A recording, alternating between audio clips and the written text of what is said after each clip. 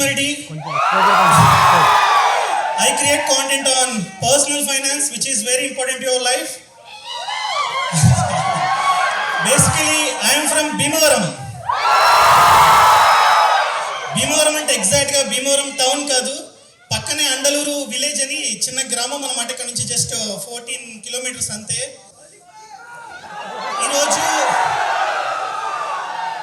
ఈరోజు నేను డిస్కస్ చేయబోయే topic importance of financial education in current education system. So before going to that topic, I want to tell about my self. అసలు ఈ social మీడియాలోకి నేను ఎలా వచ్చా, దానికి కారణం ఏంటో మీతో డిస్కస్ చేస్తా.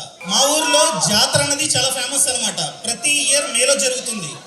సో ఈ జాతరకి ఎక్కడున్న వాళ్ళన్నా రావాల్సిందే, వచ్చి చూస్తూ ఉంటారనమాట, అంత ఫేమస్.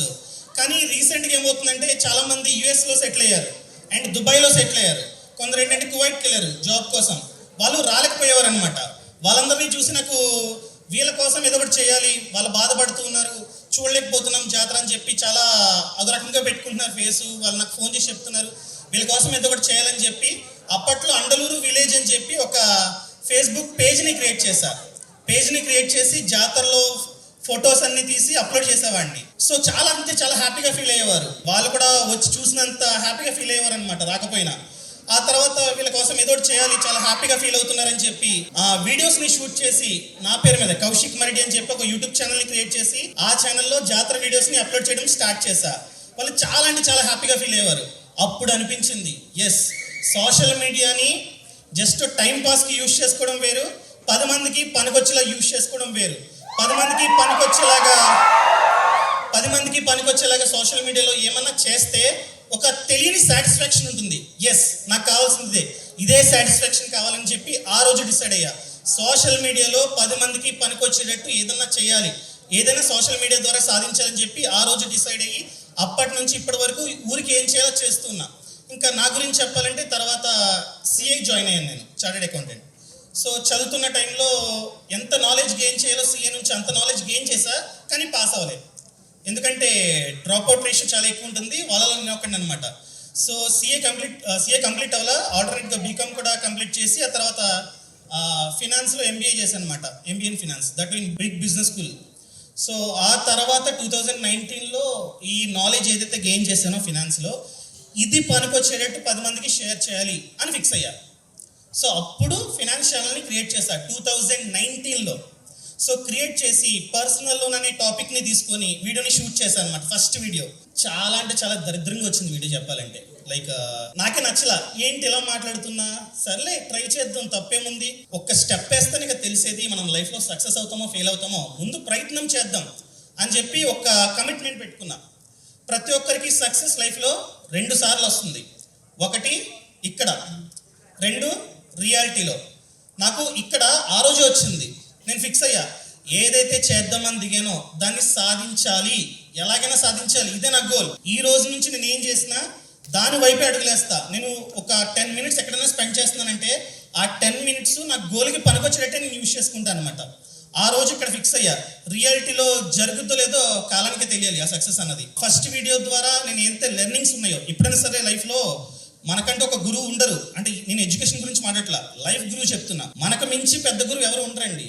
మనం చేసే మిస్టేక్స్ని ఎప్పుడైతే మనం తెలుసుకొని ఓవర్కమ్ చేస్తామో అదే పెద్ద గురువు మనకి. సో ఫస్ట్ వీడియో క్రియేట్ చేసినప్పుడు చాలా అంటే చాలా చండాలంగా వచ్చింది వీడియో. ఏమేమి మిస్టేక్స్ చేస్తున్నానో నా వీడియోని చూస్తూ పక్కన రాసుకున్నా. సెకండ్ వీడియోలో ఈ మిస్టేక్ని రిపీట్ చేయకూడదు అనుకున్నా, రిపీట్ చేయాల. మళ్ళీ సెకండ్ వీడియో షూట్ చేసా, అది కూడా అంత మంచిగా రాలా. రీటేక్స్, లేకపోతే కళలో కన్విక్షన్ లేకపోవడం, లేకపోతే కాన్ఫిడెన్స్ లేకపోవడం, నుంచోనే విధానం కరెక్ట్గా ఉండకపోవడం, ఇలా చాలా చాలా ఫేస్ చేసా. అవన్నీ రాసుకున్నా. అలా సెట్ ఆఫ్ వీడియోస్ చేసిన తర్వాత స్లోగా ఆడియన్స్ బిల్డ్ అయ్యారు అనమాట. ఆ తర్వాత నుంచి ఆడియన్స్ నుంచి ఫీడ్బ్యాక్ తీసుకున్నా.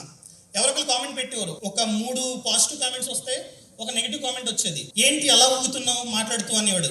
ఓకే, నేను ఊగుతున్నానా, ఊగకుండా చేయాలని చెప్పి నెక్స్ట్ వీడియోకి ఊగకుండా చేయడానికి ట్రై చేసేవాడిని. మళ్ళీ కామెంట్ వచ్చేది, సాగదీస్తున్నావు ఏంటి అని చెప్పి.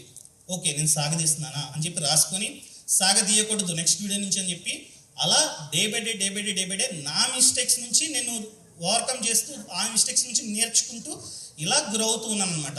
ఇప్పుడు ప్రెసెంట్ చూసుకున్నట్లయితే అన్ని ప్లాట్ఫామ్స్లోని కలిపి అరౌండ్ 7 మిలియన్ ఫాలోవర్స్ ఉన్నారనమాట. సో ఇంకా గ్రో అవ్వాలి, 7 మిలియన్ పీపుల్ ఇంకా ఏదైనా చేయాలని చెప్పి రోజు తపన పడుతూ ఉంటా. ప్రతిరోజు మీరు నా ఛానల్స్లో, నా సోషల్ మీడియాలో చూసుకున్నట్లయితే ప్రతిరోజు ఏదో ఒక కంటెంట్ని అప్లోడ్ చేస్తూనే ఉంటా.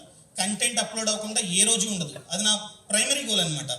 సో నేను చెప్పేది ఏంటంటే ప్రతి ఒక్కరూ లైఫ్లో ఒక గోల్ పెట్టుకోవాలి, ఆ గోల్ కోసమే పనిచేయాలి. సో చిన్న ఎగ్జాంపుల్ చెప్తానండి. నాది భీమవరం అని చెప్పాను కదా, పక్కన విలేజ్ అని చెప్పాను కదా. నా స్కూలింగ్ అండ్ ఇంటర్మీడియట్ అంతా ఇక్కడ భీమవరంలోనే. ప్రతిరోజు ఇదే విష్ణు కాలేజ్ నుంచి మా బస్సు వెళ్ళేదనమాట, అండ్లూరు నుంచి భీమవరం. సో ఏదో ఒక రోజు ఒకసారి కాలేజ్లో ఎలా ఉంటుందో చూద్దాం, చాలామంది విష్ణు కాలేజ్ చాలా పెద్దది, చాలా బాగుంటుంది అంటున్నారు, ఒకసారి చూద్దాం అని చెప్పి ఒకరోజు ట్రై చేశా. సెక్యూరిటీ దాకా వచ్చి మేము చూడొచ్చు లోపలికి వెళ్ళి కాలేజ్ ఎలా ఉంటుందంటే, లేదు ఓన్లీ స్టూడెంట్స్కి అన్నారు. సరే ఫైన్, వెళ్ళిపోయా. కానీ ఈరోజు అదే కాలేజ్కి ఈ టెడెక్స్ రూపంలో రావడం చాలా అంటే చాలా సంతోషంగా ఉంది. సో దీని ద్వారా నేను చెప్పాలనుకుంటుంది ఏంటంటే, ఒక గోల్ పెట్టుకొని కన్సిస్టెన్సీ మెయింటైన్ చేస్తూ ఆ గోల్ వైపు అడుగులేస్తే మీరు లైఫ్లో ఏదైతే మిస్ చేసుకున్నారో అవన్నీ వెతుక్కుంటూ వస్తాయి. అది మేబీ మనీ కావచ్చు, ఫేమ్ కావచ్చు, ఏదైనా కావచ్చు. ఇంకా నా గురించి చెప్పడం అయిపోయింది. ఇంకా డైరెక్ట్గా నేను ఏదైతే టాపిక్ మాట్లాడదాం అనుకున్నానో ఆ టాపిక్లోకి వెళ్ళిపోతా. So importance of financial education in current education system. ఇది ఎందుకు ఇంపార్టెంట్? మిమ్మల్ని క్వశ్చన్ అడుగుతా. ప్రెసెంట్ ఇండియాలో ఫినాన్షియల్ లిటరసీ రేట్ ఎంత ఐడియా ఉంది ఎవరికన్నా? I'm not talking about literacy rate. Literacy rate 80% ఉంది, అంటే who can write and read. కానీ ఫినాన్షియల్ లిటరసీ రేట్ చూసుకున్నట్లయితే జస్ట్ 24%. అంటే 100 మందిలో 76 మందికి మనీని ఏ విధంగా మేనేజ్ చేయాలో ఇంకా రావట్లేదు. మేనేజ్ అంటే ఏంటి? బీరోలో దాచుకోవడమా? కాదు.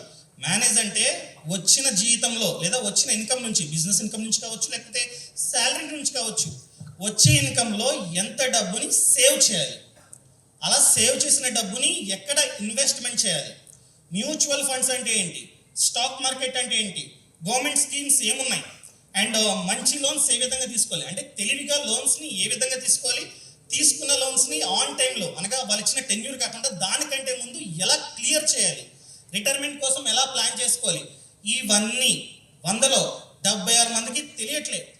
ఇదే ఇండియాలో లిటరసీ రేట్ చూసుకున్నట్లయితే 80% ఉంది. కానీ ఫినాన్షియల్ లిటరసీ రేట్ చూసుకున్నట్లయితే జస్ట్ 24% ఉంది. అదేవిధంగా మన ఇండియన్స్లో 80% ఆఫ్ ఇండియన్స్కి బ్యాంక్ అకౌంట్స్ ఉన్నాయి.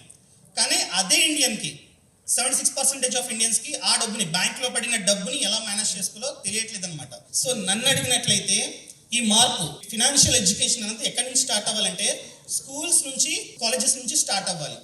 సో మన స్కూల్స్లోని, కాలేజెస్లోని స్కిల్స్ నేర్పిస్తున్నారు, విచ్ ఇస్ వెరీ గుడ్. ఆ స్కిల్స్ని యూజ్ చేసుకొని మంచి పెద్ద కంపెనీలో జాబులు కొడుతున్నాం. అదే స్కిల్స్ని యూజ్ చేసుకొని కంపెనీలు స్టార్ట్ చేసి 10 మందికి ఎంప్లాయ్మెంట్ కల్పిస్తూ ఉన్నాం. కానీ డబ్బు ఎలా సంపాదించాలో నేర్పిస్తున్నారు తప్ప వచ్చిన డబ్బుని ఎలా మేనేజ్ చేసుకోవాలో నేర్పించట్లేదు అనమాట. సో ఇది నా రిక్వెస్ట్. సో ఇది రిక్వెస్ట్ ఎవరికైనా కావచ్చు, వీడియో చూస్తున్న ప్రతి ఒక్కరికి కావచ్చు, లేకపోతే గవర్నమెంట్కి కావచ్చు, ఎవరికైనా కావచ్చు. ఎడ్యుకేషన్ సిస్టంలో ఫినాన్షియల్ ఎడ్యుకేషన్ అనే టాపిక్ని యాడ్ చేయండి, ప్రతి ఒక్కరికి నేర్పించండి.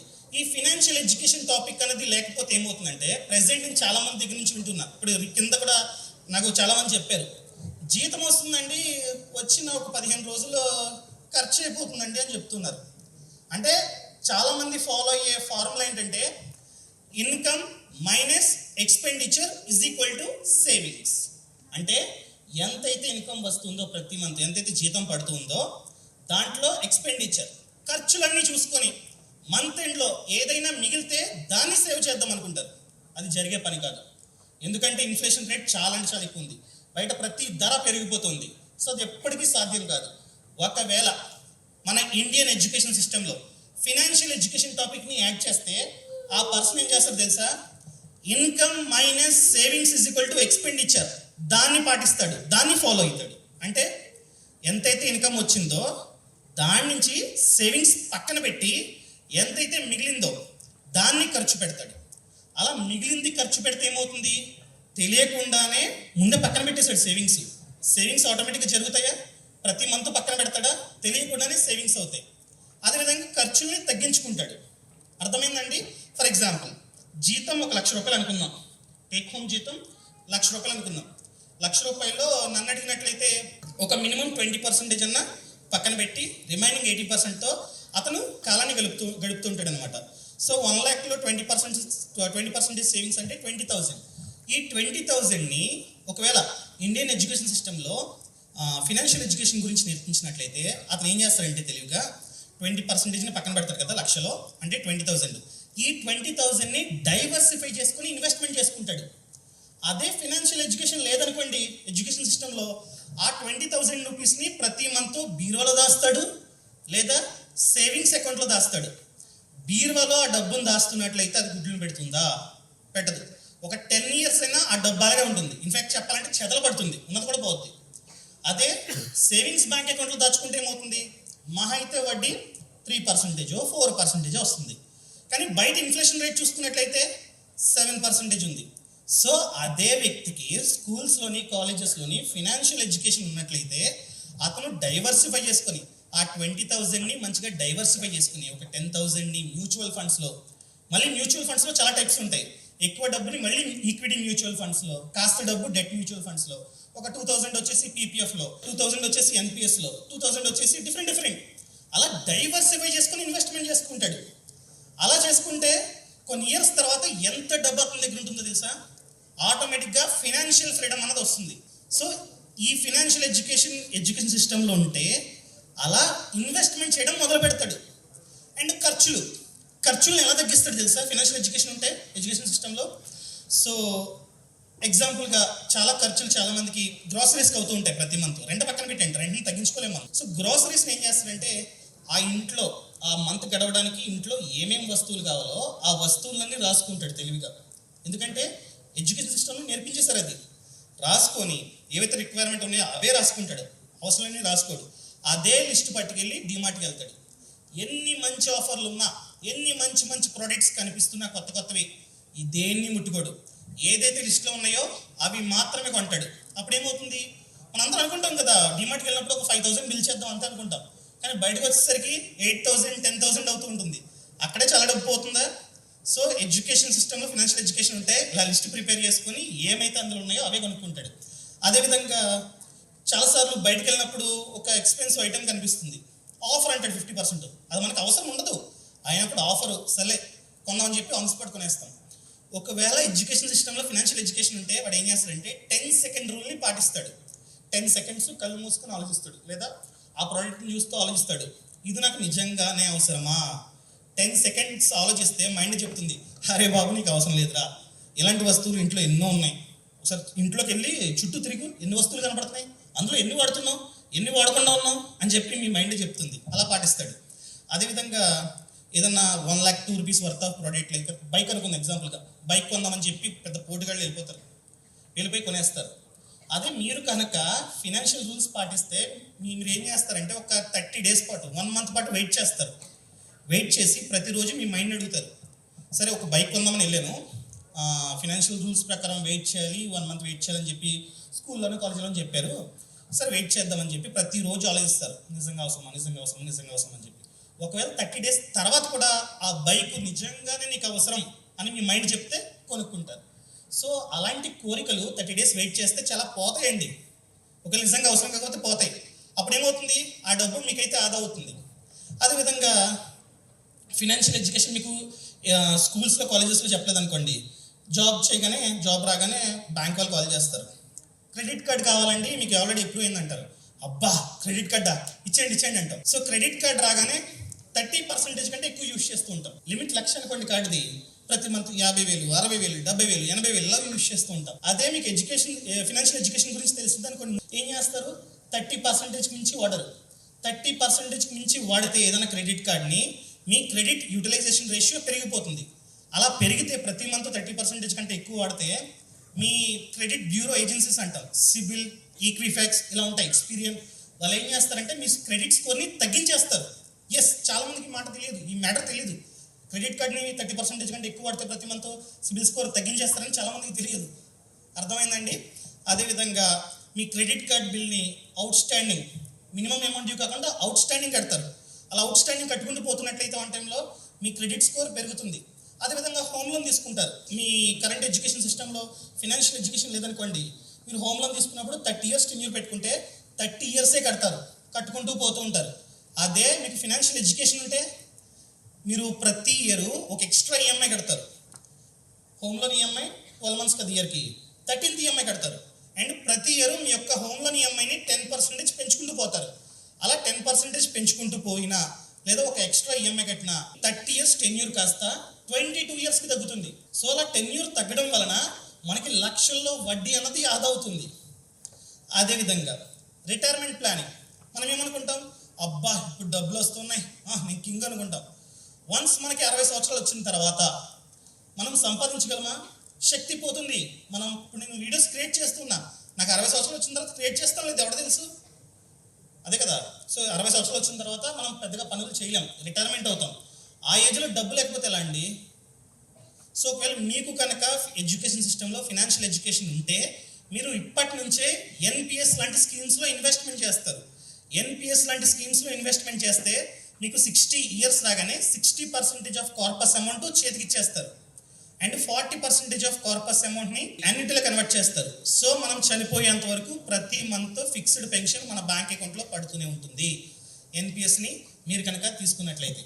అదేవిధంగా హెల్త్ ఇన్సూరెన్స్, టర్మ్ ఇన్సూరెన్స్ ముందుగానే తీసుకుంటారు. ఇప్పుడు చాలామందిని చూస్తున్నా, జాబ్ వస్తుంది, జాబ్ ఒక 5 years గానో 6 years గానో 7 years గానో చేస్తుంటారు. హెల్త్ ఇన్సూరెన్స్ పాలసీ ఉందా, టర్మ్ ఇన్సూరెన్స్ పాలసీ ఉందంటే లేదంటారు. ఇలాంటివన్నీ ఎడ్యుకేషన్ సిస్టంలోనే ఉండాలి. మన చదివే స్కూల్స్లోని కాలేజెస్లోని సెపరేట్గా ఒక టాపిక్ అయ్యి ఇవన్నీ చెప్పాలి. అదేవిధంగా చాలామందికి స్టాక్ మార్కెట్ అంటే తెలియదు, షేర్ పెరుగుతుంది తగ్గుతుంది ఇంతే. కానీ ఒక కంపెనీ స్టాక్ మార్కెట్లోకి ఎందుకు ఎంటర్ అవుతుంది, అసలు షేర్ ధర ఎందుకు పెరుగుతుంది, ఎందుకు తగ్గుతుంది, ఎవరికి తెలియదు చాలామందికి. అదేవిధంగా మ్యూచువల్ ఫండ్స్ అని వింటూ ఉంటాం, ఎస్ఐపి అంటూ ఉంటారు.